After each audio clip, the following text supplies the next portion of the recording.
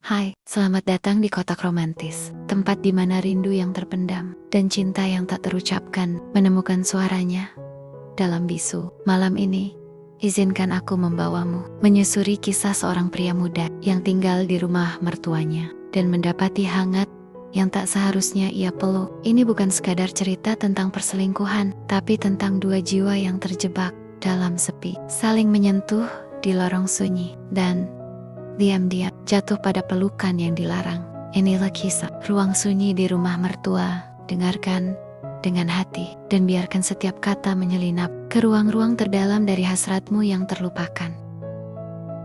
Langit Jakarta pagi itu sedikit mendung, seperti mewakili isi hati Amanda yang menggenggam tangan Baskara erat-erat. Suara klakson dan deru mobil hanya menjadi latar yang tak berarti, karena di dalam hati mereka ada percakapan diam yang jauh lebih bising tentang perpisahan, rindu yang akan membesar, dan keheningan yang mungkin menjadi jurang. "Aku titip salam buat mama ya," ucap Amanda dengan senyum paksa, menyembunyikan kesedihan yang tak bisa ia hindari. Baskara hanya mengangguk, mencium kening istrinya dengan lembut. Anaknya, Kaluna, yang masih berusia 3 tahun, tertidur di kursi belakang, tak sadar bahwa sang ayah akan pergi cukup lama untuk mengejar gelar S2 yang telah lama diimpikannya. Pekerjaannya sebagai guru di sebuah sekolah swasta internasional membawanya ke banyak kesempatan, termasuk beasiswa ini. Dan Malang, kota sejuk di kaki gunung, akan menjadi rumahnya sementara waktu. Rumah yang kebetulan dihuni oleh orang tua Amanda. "Nginep di rumah mama aja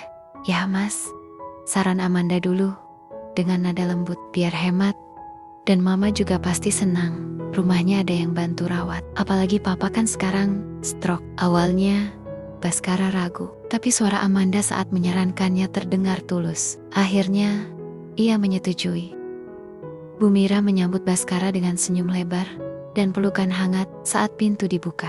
Perempuan itu meski sudah hampir 50, masih terlihat memesona. Rambut hitamnya terurai rapi, kulitnya masih kencang dan bersih, dengan aroma lotion yang samar dan menyenangkan. "Masuk, Kar.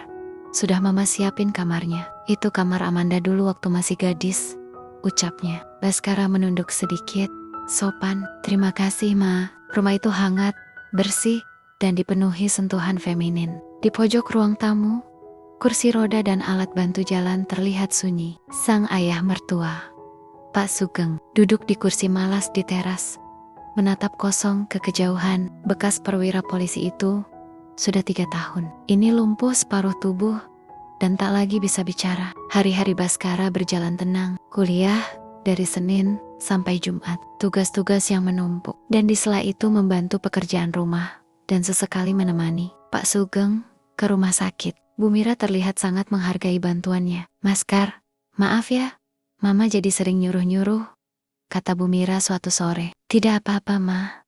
Saya justru senang bisa bantu," jawab Baskara tulus. Bu Mira hanya tersenyum, tapi senyum itu menyimpan luka. Malam-malam sering berlalu dengan keheningan. Rumah besar itu seperti tak pernah benar-benar tidur. Kadang Baskara melihat Bu Mira duduk sendiri di ruang tamu, menatap foto lamanya bersama suaminya yang dulu gagah berseragam. Ia mencoba tak mencampuri. Tapi suatu malam, saat ia baru pulang dari perpustakaan, ia melihat Bu Mira duduk di teras sendiri.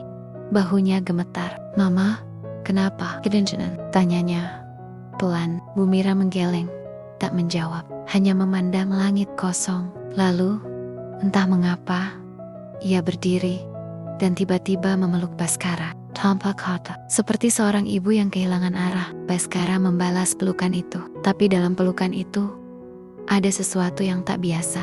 Ada aroma tubuh yang membangkitkan ingatan, ada dada lembut yang menyentuh dadanya, ada napas panas yang melesap ke lehernya. John Pes tak bisa menahan desiran aneh itu. Tangannya secara spontan memeluk lebih erat. Hidungnya menyusuri rambut Bu Mira. Detak jantungnya semakin cepat. Lalu, saat ia menyentuh pinggang Bu Mira, sang wanita menegang. Ia melepaskan pelukan dan mundur. "Mas Kar, jangan begitu," ucapnya pelan namun tegas. Baskara membeku, menyesal. Ia hanya menunduk, lalu melangkah masuk ke dalam rumah tanpa sepatah kata pun. Malam berikutnya, rumah kembali sunyi. Bu Mira duduk menonton sinetron di ruang keluarga. Baskara keluar dari kamar, berdiri canggung di depan pintu. Mama, Bu Mira menoleh. Tak bicara, saya minta maaf soal kemarin, ucap Baskara lirih. Tulus, saya hanya merasa kesepian, Ma. Jauh dari Amanda, dari kolom. Rumah ini sunyi sekali. Dan Mama, saya merasa nyaman sama Mama. Bu Mira tak langsung menjawab. Ia hanya memandang laki-laki muda itu, menatap matanya yang tulus. Lalu ia mematikan televisi dan berkata pelan, Mama juga kesepian, Kar. Sunyi menyelimuti ruang itu.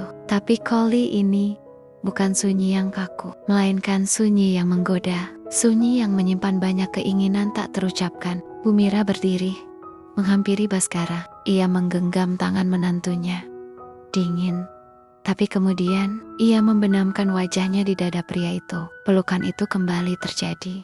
Tapi, tak seperti semalam. Kali ini, tak ada penolakan. Tak ada yang mundur. Hanya nafas yang saling meraba. Tubuh mereka menyatu dalam hangat yang baru. Di sofa ruang keluarga itu, mereka saling menelusuri luka. Dalam ciuman yang lambat, namun dalam, jemari Baskara menyusuri punggung Bu Mira. Dan Bu Mira menatapnya dengan mata yang basah oleh kerinduan yang lama terkubur. Malam itu, tanpa lampu menyala, hanya cahaya dari televisi yang menyala samar. Dua manusia menyatukan kesepian mereka dalam gelombang lembut dan napas bergetar. Bukan cinta, bukan nafsu semata, tapi perpaduan luka dan pengakuan bahwa mereka butuh sesuatu yang bahkan mereka sendiri sulit jelaskan.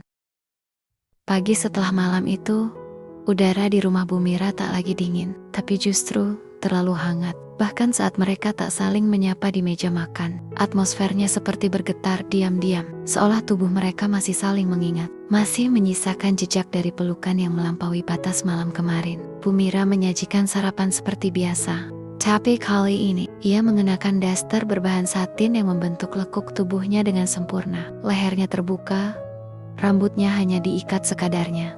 Don Bos harus menunduk lebih sering agar matanya tak terlalu jujur. Makan yang banyak, nanti siang katanya kelasmu sampai sore kan? Ucap Bu Mira. Suaranya terdengar biasa, tapi terlalu lembut di telinga Baskara. Iya Ma, terima kasih. Seharian di kampus, pikiran Baskara tak bisa benar-benar tenang. Tugas kuliah seakan jadi gangguan. Ia ingat betul detak jantung Bu Mira semalam, aroma tubuhnya, dan caranya bergetar saat mereka bersatu. Bukan hanya fisik tapi ada sesuatu dalam pertemuan itu yang membuatnya ketagihan. Bukan hanya hasrat, tapi kenyamanan yang tak pernah ia sadari ia butuhkan. Saat pulang, Bu Mira sedang duduk di ruang tamu sambil membaca majalah. Ia melirik, lalu tersenyum. Coba, lumayan, jawab Baskara. Mau Mama buatkan teh hangat? Kalau boleh. Beberapa menit kemudian, Bu Mira masuk ke kamarnya, lalu keluar dengan nampan berisi cangkir teh dan pisang goreng hangat. Ia mengetuk pintu kamar Baskara yang sedikit terbuka. Baskara sedang duduk di depan laptop, mata lelah, tubuh letih. Nih, teh hangatnya. Wah, makasih Ma. Baskara berdiri, mengambil nampan, lalu menaruhnya di meja. Tapi saat hendak kembali duduk, Bu Mira masih berdiri di depan pintu. Kamu kelihatan tegang. Baskara menoleh. Mau Mama pijitin sebentar? Baskara terdiam, hanya menatapnya. Tak menjawab, tapi juga tak menolak. Dan Bu Mira masuk, menutup pintu perlahan. Jemarinya menyentuh pundak Baskara yang duduk bersila. Sentuhan itu lembut, hangat, dan perlahan menyusup lebih dalam, bukan hanya ke otot yang tegang, tapi ke perasaan yang sudah mulai tak bisa dikendalikan. Dari pijatan ringan, berubah jadi belayan. Dari diam berubah menjadi desahan halus. Tak lama, kamar itu kembali menjadi ruang bagi dua kesepian yang saling mencari pelarian. Bu Mira menelusuri wajah Baskara dengan tatapan penuh iba dan rindu. Mama sendiri, Kar. Selama 3 tahun ini, Mama hidup seperti bayangan. Papa sudah seperti tak ada. Rumah ini sunyi, terlalu sunyi. Baskara menatapnya. Saya juga, Ma. Saya rindu Amanda, rindu Kaluna. Tapi saat saya melihat Mama, saya merasa seperti punya tempat pulang. Entah kenapa, ciuman mereka terasa lebih dalam dari sebelumnya. Di antara selimut dan desah nafas, mereka menemukan kehangatan yang tak bisa mereka temukan dari pasangan masing-masing. Ini bukan sekadar pengkhianatan, ini adalah pelarian, tapi pelarian yang terlalu nikmat untuk diakhiri.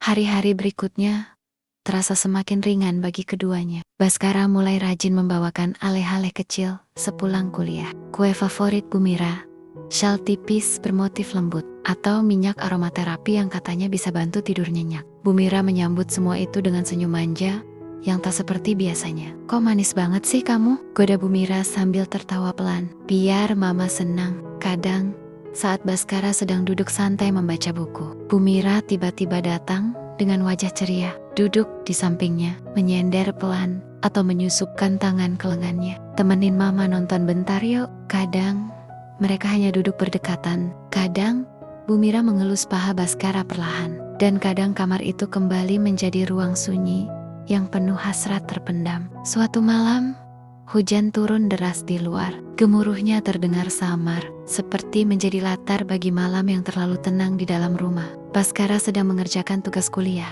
Hujan membuatnya mengantuk. Tapi sebelum ia memutuskan tidur, pintu kamarnya diketuk. Mama bawa teh, Cer. Bumira masuk dengan daster tipis berwarna salem. Di balik kainnya, tubuh itu nyaris transparan. Rambutnya tergerai basah. Aroma sabun mandi masih terasa. Tehnya masih panas. Tapi yang lebih panas kayaknya bukan cuma itu. Ucapnya pelan, dengan senyum menggoda. Tak butuh waktu lama bagi keduanya untuk kembali hanyut. Tak edok, hanya pelukan, hanya desir tubuh yang mencari satu sama lain. Di bawah cahaya redup, Bumira menyerahkan seluruh rasa rindunya. Dan Baskara, yang kelelahan, menemukan dirinya tenggelam dalam pelukan yang tak seharusnya.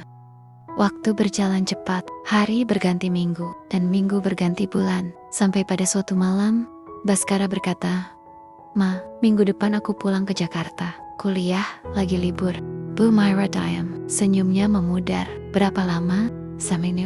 "Rindu Amanda." "Rindu Kaluna juga." Bumira mengangguk, tapi sejak malam itu, ia menjadi lebih murung. Ia tidak berkata banyak, bahkan sarapan pun hanya dihidangkan tanpa suara. Saat Baskara berada di Jakarta, Bumira mulai gelisah. Malam-malam terasa kosong kembali. Ia tak bisa tidur.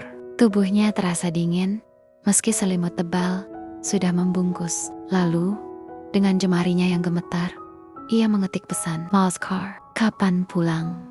Kapan pulang?" Tak lama, Baskara membalas, "Mama kangen." "Ya, saya juga gak sabar peluk mama lagi." Bumira menggigit bibirnya sendiri. Lalu, dengan napas tertahan, ia berdiri di depan cermin, mengenakan daster mini warna merah muda, dan mengambil selfie. Satu foto, lalu dikirim ke Baskara. Balasannya hanya 2 kata, "Saya pulang."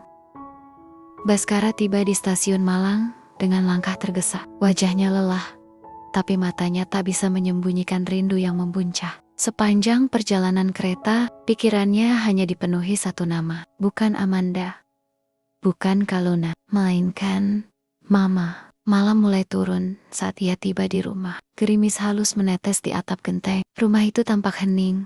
Lampu dapur menyala samar. Baskara membuka pintu pelan. Aroma bawang dan serai menguar lembut. Di dapur, Bumira berdiri membelakangi pintu, mengenakan daster warna hijau toska, rambutnya dikunci rendah. Ia sedang mengaduk wajan, tak menyadari kehadiran seseorang di belakangnya. Baskara mendekat, langkahnya pelan namun pasti. Lalu, tanpa aba-aba, kedua tangannya melingkar di pinggang Bumira, menarik tubuh itu ke dadanya yang hangat. Bumira terkejut sesaat, tapi tak menolak. Justru ia mendesah pelan dan menenggelamkan kepalanya di bahu anak menantunya itu. "Kamu cepat sekali," bisiknya lirih. "Aku kangen, Ma," jawab Baskara, memeluk lebih erat. Rasanya seminggu di Jakarta seperti sebulan. Bumira mematikan kompor, menghela napas, lalu berbalik. Mata mereka bertemu, mata yang memendam terlalu banyak hasrat, tertunda. "Mama juga kangen," ucap Bumira pelan, sebelum akhirnya membiarkan bibirnya menyentuh bibir Baskara dalam ciuman yang tak lagi ragu, tak lagi malu. Tubuh mereka saling mencari di sela sempit dapur. Daster Bumira tersibak pelan oleh tenggen-tenggen yang hafal setiap lekuknya. Sementara hujan di luar jatuh semakin deras. dua tubuh di dalam saling melepas dahaga yang tak sempat dipuaskan dalam seminggu yang panjang. Punggung Bumira bersandar pada meja dapur, sementara Baskara mengecup tengkuk dan bahunya dengan sabar. Napas mereka berpacu, tetapi tetap tertata. Tak tergesa, tak terburu. Mereka tahu cara membakar rindu dalam gerakan yang terukur, dalam suara napas yang menggoda, dan dalam bisikan-bisikan yang hanya bisa diucapkan saat semua norma dilepas. Jangan keras-keras, Kar, bisik Bumira dengan mata setengah terpejam. Aku pelan, tapi lama, jawab Baskara dengan senyum nakal. Tubuh Bumira melengkung dalam pelukan yang panas, namun lembut. Suara sendok jatuh dari meja, menambah gemuruh yang tidak kalah dengan suara hujan di luar. Dapur itu menjadi saksi bahwa rindu bisa meledak dalam senyap, bahwa gairah bisa menyamar jadi perhatian, dan bahwa cinta terlarang bisa begitu manis, sampai membuat lupa siapa seharusnya mereka. Hari-hari berlalu seperti dalam mimpi. Bumira tampak lebih hidup dari sebelumnya. Pipinya berseri, tawanya kembali ringan, bahkan ia mulai mengenakan daster-daster baru, lebih tipis, lebih berani. Kadang hanya menutupi sebatas paha, kadang dengan belahan dada yang cukup dalam untuk membuat Baskara sulit berkonsentrasi. Kar, panggilnya suatu sore saat Baskara sedang duduk di teras membaca. Baskara menoleh. Bumira muncul dari dalam rumah sambil membawa mangga dingin yang sudah dipotong. Ia duduk di samping Baskara, lalu menyuapkan satu potong ke mulut laki-laki itu. Manis, kan? Tanyanya sambil menatap genit. Banget, jawab Baskara, menatap matanya. Tapi mama lebih manis. Bumira tersipu, lalu menyender ke bahu Baskara. Apa kamu gak takut, Kar? Kira kayak terlalu jauh masuk ke jalan ini. Baskara menarik napas panjang. Takut, tapi aku gak bisa berhenti. Bumira diam sejenak. Mama cuk. Kadang mereka tak perlu bicara banyak. Tubuh mereka sudah lebih jujur daripada kata-kata. Baskara sering memijat kaki Bumira sepulang kuliah, atau sekadar menyelimuti wanita itu saat tertidur di sofa. Perhatian kecil itu justru yang membuat hati Bumira semakin lunak. Kadang, tanpa alasan, Bumira masuk ke kamar Baskara di tengah malam, hanya untuk tidur dalam pelukannya, mencari hangat yang tak lagi ia temukan dari suami yang hanya terbaring diam tanpa daya. Don Baskara selalu menerima, selalu merangkul, selalu menenangkan. Mereka tidak tahu apakah ini bisa disebut cinta, tapi yang pasti mereka saling butuh, saling mengisi kekosongan yang terlalu dalam. Dan rumah itu, rumah besar yang dahulu sunyi, kini dipenuhi suara napas, canda, dan rindu yang terus tumbuh diam-diam. Suatu pagi, Bumira sedang menyiram tanaman di halaman. Baskara berdiri di jendela, memandangi sosok wanita itu. Daster panjangnya berkibar tertiup angin, rambutnya dikuncir tinggi, dan tubuhnya masih tampak ramping untuk usianya. Cantik sekali, gumam Bas. Ia tak sadar, Bumira menoleh dan tersenyum kecil melihat tatapan menantunya dari balik jendela. Hati Bumira hangat, tapi juga mulai gelisah, karena ia tahu waktu bersama Baskara tak akan selamanya. Dan saat hari itu datang, siapa yang akan kembali ia peluk? Langit malang pagi itu cerah, angin berhembus lembut, dan bunga-bunga di taman belakang rumah tampak bermekaran. Hari yang tampak biasa, tapi tidak bagi Bumira. Tangannya bergetar saat merapikan taplek meja makan. Hari ini, Amanda dan Kaluna akan datang menyusul Baskara untuk menghadiri wisuda kelulusan S2-nya, suaminya, yang hanya bisa duduk di kursi roda, diam tanpa reaksi saat Bumira menyalakan televisi. Di dalam kamar, Baskara sedang merapikan berkas-berkas kelulusan. Jas hitam tergantung rapi, sepatu sudah disemir. Ia tampak tenang, tapi pikirannya mengambang. Sudah 1,5 tahun ia tinggal di rumah ini, dan dalam sunyi rumah yang tampak tenang itu, ia menemukan badai yang tak pernah ia rencanakan. Hubungannya dengan Bumira bukan sekadar salah, tapi juga terlalu dalam, terlalu nyaman, terlalu penuh ketergantungan. Dan hari ini, semuanya akan berubah. Mobil yang membawa Amanda dan Kaluna tiba menjelang siang. Kaluna langsung berlari memeluk ayahnya. Baskara mengangkat anak itu tinggi-tinggi, mencium pipinya berkali-kali. Papa, kangen banget.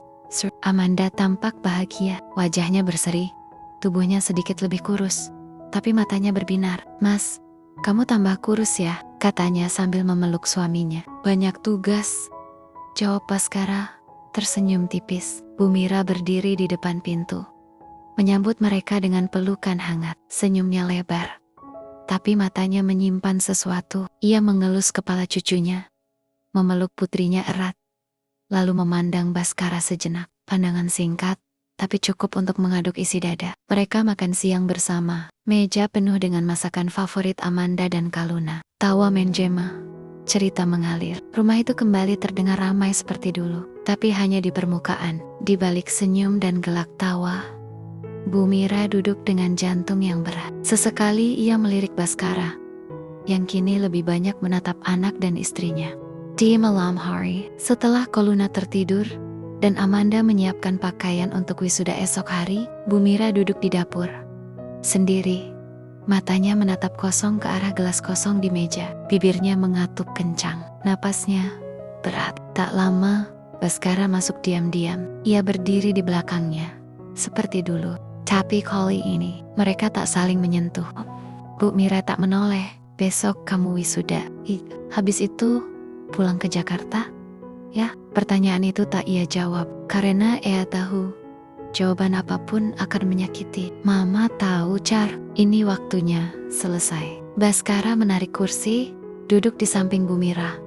Matanya merah, tapi tetap mencoba tersenyum. Kelabis, aku gak mau ini selesai. Bu Mira menoleh pelan, tapi ini harus selesai. Ia menyentuh tangan Baskara, mengelus lembut. Kita cuma dua orang kesepian yang terlalu lama saling menenangkan. Tapi kamu punya rumah sendiri, Char.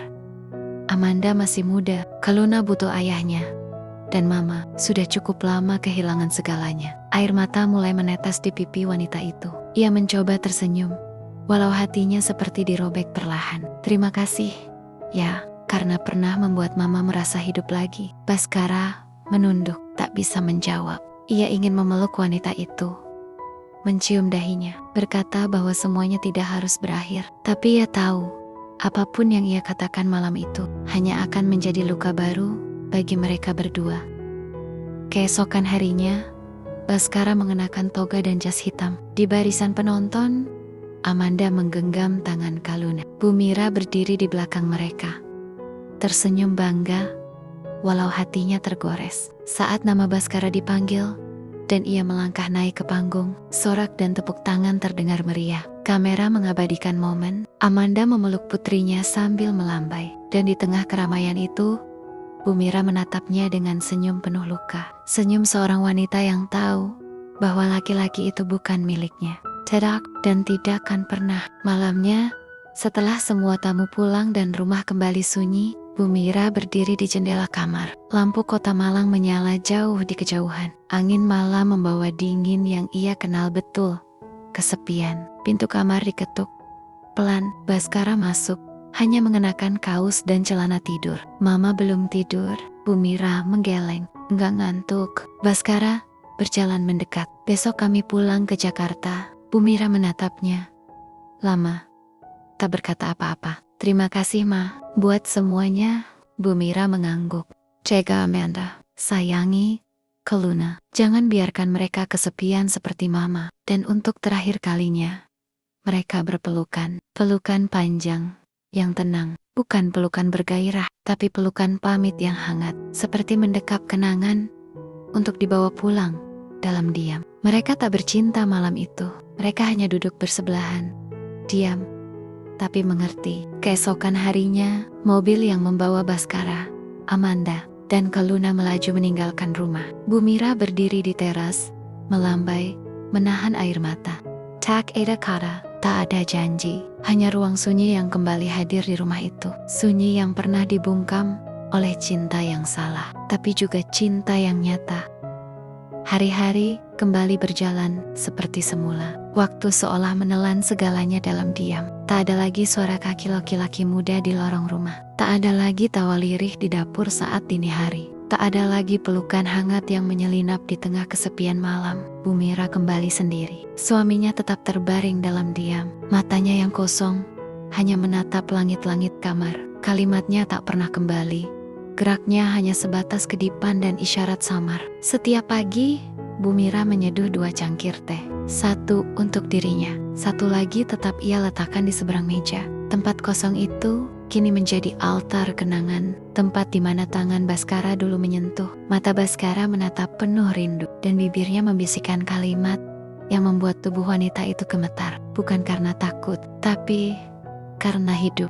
Ia merindukan sentuhan, tapi lebih dari itu, ia merindukan perasaan dipilih, dipedulikan, diinginkan. Setiap malam, sebelum tidur, Bu Mira menatap cermin, mengusap pipinya yang mulai mengendur, mengikat rambutnya yang masih hitam. Meski beberapa helaian uban mulai menyelinap di tepi pelipis, daster tipis yang dulu membuatnya merasa muda kembali, kini terasa seperti pakaian perang yang kehilangan lawannya. Tak ada lagi bisikan di balik punggung, tak ada lagi tangan yang merayap lembut di pinggang, tak ada lagi napas berat di lehernya, menyebut namanya dengan nada yang membuat tubuhnya panas dalam diam. Namun, justru di tengah kehilangan itulah, Bu Mira belajar menerima bahwa cinta tak selalu harus memiliki, bahwa kenangan, seindah apapun, tak selalu bisa dibawa pulang, dan bahwa yang terlarang bukan berarti tak bisa tulus. Suatu siang, ponsel Bu Mira berdering. Sebuah pesan masuk dari nomor yang ia hafal luar kepala. "Ma,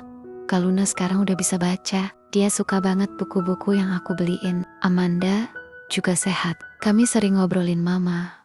Nanti kalau libur panjang, kami ke Malang."